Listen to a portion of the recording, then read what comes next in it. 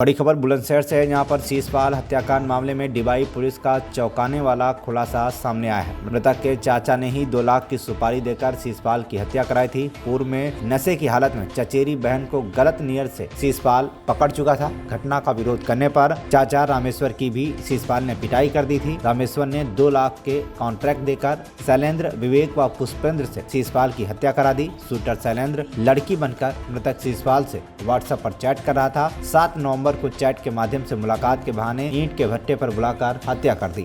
Debye के जलालपुर जट में वारदात हुई थी। डिबाई पुलिस व स्वाट टीम ने खुलासा किया है। 7 तारीख की रात को थाना डिबाई के जलालपुर गांव में एक ईंट भट्टे के पास एक बॉडी मिली थी, जिसकी शिनाख्त शीशपाल के रूप में हुई थी। ये बाहर काम करता था, सेल्समैनी का। इसके शरीर पे चाकू के प्रहार दिख रहे थे और साथ ही साथ एक दुपट्टा भी मिला था, जिससे कि इसके गले दबाने की प्रयास की गई थी। इस घटना के अनावरण के लिए थाना डिबाई और देहात के एसओजी को लगाया गया था, जिनके द्वारा सफल अनावरण करते हुए आज 4 व्यक्तियों की गिरफ्तारी की गई है, जिसमें मृतक का चाचा और 3 अन्य लोग जिसको कि उसने सुपारी दी थी मारने की, वो गिरफ्तार हुए हैं।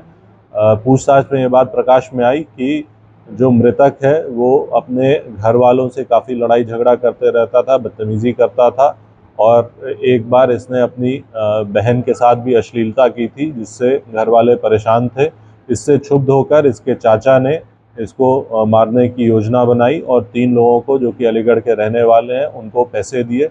लगभग 1 लाख रुपए इन 3 लोगों को दिए गए थे इसको मारने के लिए, जो कि पिछले 1 वर्ष से प्लानिंग ये कर रहे थे।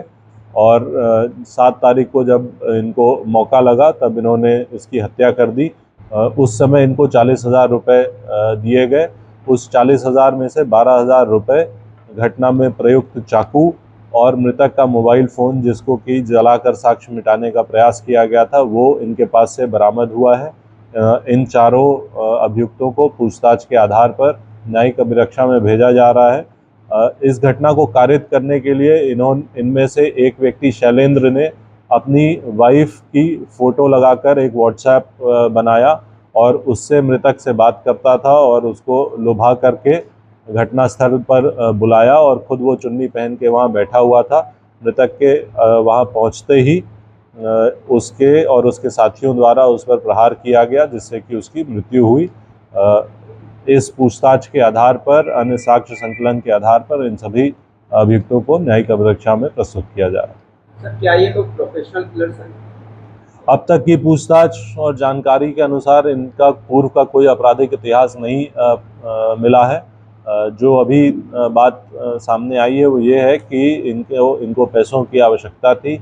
ये सब मजदूरी या फिर ऐसे दैनिक रोजगार वाला काम करते हैं, इनको पैसों की आवश्यकता थी और उसी के आधार पर इन्होंने ये घटना कारित करी। बुलंदशहर से नितिन सिंह राजपूत की रिपोर्ट, TV1 इंडिया न्यूज।